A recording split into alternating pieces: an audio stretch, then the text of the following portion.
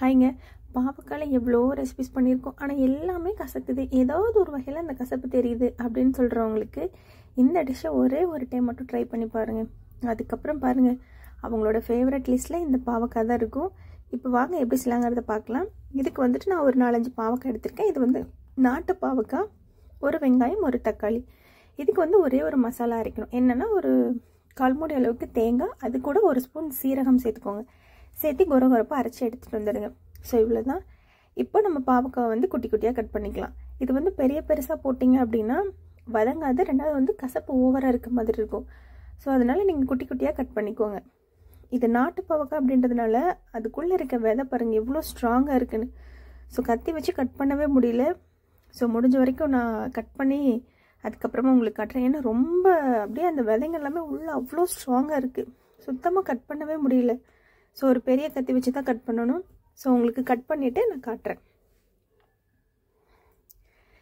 நம்ம ஹைப்ரிட் பாவக்காலாம் வாங்கினோம் அப்படின்னா இந்த அளவுக்கு விதை இருக்காது. ரெண்டாவது வந்து அது வந்து ரொம்ப சாஃப்டாக இருக்கும், உள்ள ஒரு மாதிரி ஸ்பாஞ்சியாக இருக்கும். ஆனால் இதோட விதை பாருங்கள் எவ்வளோ இருக்குன்னு. குட்டி பாவக்காய் தான், ஆனால் எவ்வளோ விதைங்க இருக்குன்னு பார்த்தீங்களா?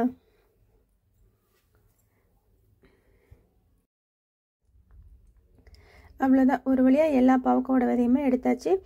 நான் அந்த ஸ்பூன் வச்சு தான் எடுத்திருக்கேன். உங்களுக்கு எது கன்வீனியண்ட்டாக இருக்கோ அதை வச்சு நீங்கள் எடுத்துக்கோங்க. ஆக்சுவலாக மற்ற பாவக்காய் விட இந்த பாவக்காயில் வந்து கசப்பு ஓவராக இருக்கும். ஸோ இதை வச்சு தான் நம்ம டிஷ் பண்ண போகிறோம். ஆனால் அந்த கசப்பு துளி கூட இருக்காது. இதில் நம்ம புளி, வெல்லம் அந்த மாதிரி எதுவுமே சேர்க்க போகிறது கிடையாது. ரொம்ப சிம்பிள். எப்படி செய்யலாம் அப்படிங்கிறத ஃபுல்லாக பாருங்கள். ஸோ குட்டி குட்டியாக நல்லா கட் பண்ணி எடுத்துக்கோங்க.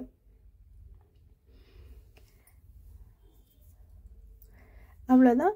ஸோ இப்போ இதை கட் பண்ணிவிட்டு இது கூட ஒரு பெரிய வெங்காயம் எடுத்து வச்சுருந்தாலே அதையும் கட் பண்ணிக்கோங்க. அண்ட் பழுத்த தக்காளி, ஒரு பெரிய தக்காளி எடுத்துக்கோங்க. ஸோ இவ்வளோதான். இப்போ வாங்க தாளிச்சிடலாம். தாளிக்கிறதுக்கு ஒரு 2 ஸ்பூன் எண்ணெய் விட்டுக்கோங்க. இதில் கொஞ்சமாக கடுகு, வெந்தயம், சோம்பு இது எல்லாமே கொஞ்சம் கொஞ்சம் சேர்த்துட்டு கருவேப்பிலை, அதுக்கப்புறமா கட் பண்ணி வச்சுருக்க வெங்காயம். வெங்காயம் வந்து நல்லா வதங்கணும். ஸோ நல்லா அந்த ப்ரௌன் கலரில் வதங்குற வரைக்கும் இருந்தால் தான் அந்த டேஸ்ட் நல்லாயிருக்கும். ஸோ வதங்கினதுக்கு பிறகு நம்ம கட் பண்ணி வச்சுருக்க தக்காளி சேர்த்திக்கலாம். இந்த வெங்காயத்துக்கு தேவையான அளவு மட்டும் உப்பு சேர்த்திக்கோங்க. இன்னும் கொஞ்சம் சீக்கிரமே வதங்கிடும். ஸோ இப்போ தக்காளியும் சேர்த்திடலாம். சேர்த்துட்டு நல்லா வதக்கி விட்டு அப்படியே மூடி வச்சுருங்க. ஒரு 5 நிமிஷம் கழித்து ஓப்பன் பண்ணி பார்த்தீங்க அப்படின்னா அந்த தக்காளி வெங்காயம் வந்து ஓரளவுக்கு நல்லா வதங்கியிருக்கும். அதுக்கப்புறமா நம்ம வந்து பாவக்காய் சேர்த்திக்கலாம். ஸோ இது அப்படியே இருக்கட்டும். இப்போ பாருங்கள் ஓரளவுக்கு நல்லா வதங்கியிருக்கு. ஸோ அந்த தக்காளியும் பார்த்திங்க அப்படின்னா நல்லா சுருண்டு வந்திருக்கு. இப்போ நம்ம வந்து கொஞ்சம் உப்பு சேர்த்திக்கலாம். நம்ம ஸ்டார்டிங்கில் வெங்காயத்துக்கு மட்டும் சேர்த்திருக்கோம். இப்போ தக்காளிக்கு அண்ட் உப்பு வந்து நீங்கள் கரெக்டாக இருக்கான்னு செக் பண்ணி சேர்த்துக்கோங்க. அதுக்கப்புறமா நம்ம வந்து கட் பண்ணி வச்சுருக்க பாவக்காவை சேர்த்திக்கலாம். சேர்த்துட்டு நல்லா வதக்கி விட்டுருங்க. ஒரு நிமிஷம் மட்டும் நீங்கள் வதக்கிட்டு மூடி வச்சுருங்க. அப்புறம் நம்ம உடனே மசாலா சேர்த்திக்கலாம். இது வந்து ரொம்ப வதங்கணும் அப்படின்லாம் அவசியமே கிடையாது. ஒரு நிமிஷம் மட்டும் வதங்கினாலே போதும். இப்போது இது கூட நம்ம வந்து 2 ஸ்பூன் வந்து குழம்பு மிளகாத்தூள். இது வந்து வீட்டில் அரைச்ச மிளகாத்தூள், அதனால காரம் கம்மியாக இருக்கும். ஸோ என்னடா இவ்வளோ போடுறான்னு பார்க்காதீங்க, காரம் கம்மியாக இருக்கும், அவ்வளோதான். 1/4 ஸ்பூன் அளவுக்கு மஞ்சள் தூள் சேர்த்துட்டு நல்லா வதக்கி விட்டுருங்க. அந்த மசாலாவோட பச்சை வாசனைலாம் போனதுக்கு பிறகு ஒரு 1/2 டம்ளர் அளவு தண்ணி ஊற்றிக்கோங்க. ஊற்றி நல்லா கலந்து விட்டுட்டு அப்படியே மூடி வச்சுருங்க. ஸோ அந்த தண்ணியிலே வந்து அந்த பாவக்காய் வந்து நல்லா வெந்து வந்துடும். அதுக்கப்புறமா நம்ம ஃபைனலாக மசாலா சேர்த்திக்கலாம்.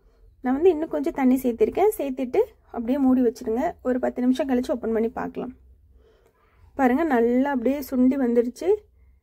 அவ்வளோதான், காயுமே சூப்பராக வெந்துருச்சு. இப்போது நம்ம அரைச்சி வச்சுருக்கோம் இல்லையா அந்த தேங்காய், ஜீரகம், அது கூட நீங்கள் ஒரு காஞ்ச மிளகாய் இருந்தது அப்படின்னா அதுவுமே அரைச்சி சேர்த்திக்கோங்க. இன்னும் டேஸ்ட்டு நல்லாயிருக்கும். ஸோ அதை வந்து அப்படியே நம்ம வந்து உள்ளே சேர்த்திடலாம். உங்களுக்கு இந்த கன்சிஸ்டன்சி போதும் அப்படின்னா நீங்கள் தேங்காவை ஆட் பண்ணதுக்கப்புறமா 2 நிமிஷத்தில் ஆஃப் பண்ணி இறக்கிடுங்க. இல்லை இன்னும் கொஞ்சம் ட்ரையாக வேணும் அப்படின்னா இன்னும் ஒரு 2 நிமிஷம் அப்படியே ட்ரை பண்ணிங்க அப்படின்னா நல்லா அப்படியே பாவக்காய் சுக்கா மாதிரி வரும். ரொம்ப சூப்பராக இருக்கும். வேறு சாதத்து கூட வச்சு சாப்பிட்டீங்க அப்படின்னா அவ்வளோ டேஸ்ட்டாக இருக்கும்.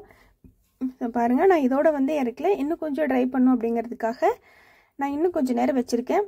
உங்களுக்கு இது போதும்னா இந்த ஸ்டேஜில் கொத்தமல்லி தழை மட்டும் தூவிட்டு இறக்கிடுங்க, அவ்வளோதான். இதில் நம்ம வெல்லம், புளி அந்த மாதிரி எதுவுமே சேர்க்கல. ஒரு சிலர் மோரெல்லாம் கூட சேர்ப்பாங்க. அதெல்லாம் எதுவுமே வேணாம், சிம்பிள். இப்படியே நீங்கள் பண்ணி பாருங்கள். அந்த கசப்பு அப்படிங்கிறது துளி கூட இருக்காது. கண்டிப்பாக ட்ரை பண்ணுங்கள். அண்ட் ஸ்கூல்லாம் ஓப்பன் ஆக போகுது. ஸோ குழந்தைங்களுக்கு எதாவது ஹெல்த்தியாக கொடுக்கணும் அப்படின்னா இந்த மாதிரி பாவக்காய் சுக்கா செஞ்சு கொடுத்து பாருங்கள். அவ்வளோ சூப்பராக இருக்கும். அவ்வளோதான். இப்போ நம்ம வந்து எடுத்துடலாம். ஆக்சுவலாக இது வந்து ஒரு மட்டன் ஃப்ளேவர் அளவுக்கு அவ்வளோ சூப்பராக இருக்கும். ஸோ மட்டனே சாப்பிடாதவங்க இல்லை பாவக்காவே சாப்பிடாதவங்க யாராக இருந்தாலும் இந்த டிஷ்ஷை ஒரு டைம் ட்ரை பண்ணி பாருங்கள். பார்க்கும் போதே கலர்ஃபுல்லாக இருக்குது பார்த்தீங்களா? இப்போ இதை எடுத்து வச்சாச்சு. இப்போ தான் மெயின் டிஷ்ஷே ஸ்டார்ட் ஆக போகுது. என்னென்னா அந்த சட்டியில் ஒட்டியிருக்க அந்த கொஞ்சம் மசாலாஸ், இது கூட கொஞ்சம் சூடான சாதத்தை போட்டு பிசைஞ்சு சாப்பிட்டு ஒரு உருண்டை எடுத்து போட்டிங்கன்னா, நான் ஒன்றும் சொல்லலை, நீங்கள் ட்ரை பண்ணி பார்த்துட்டு இதே மாதிரி செய்யுங்க. செஞ்சு சாப்பிட்டுட்டு ஃபைனலாக இந்த சட்டியில் கொஞ்சம் சாதத்தை போட்டு சாப்பிடுங்க. அப்புறம் நீங்கள் சொல்லுவீங்க, இவ்வளோ நாளாக இந்த வீடியோஸை பார்க்காம போயிட்டோமே அண்ட் இவ்வளோ நாள் இந்த டிஷ்ஷை செய்யாமல் போயிட்டோமே அப்படின்னு கண்டிப்பாக ஃபீல் பண்ணுவீங்க. ட்ரை பண்ணிவிட்டு சொல்லுங்கள். தேங்க்யூ.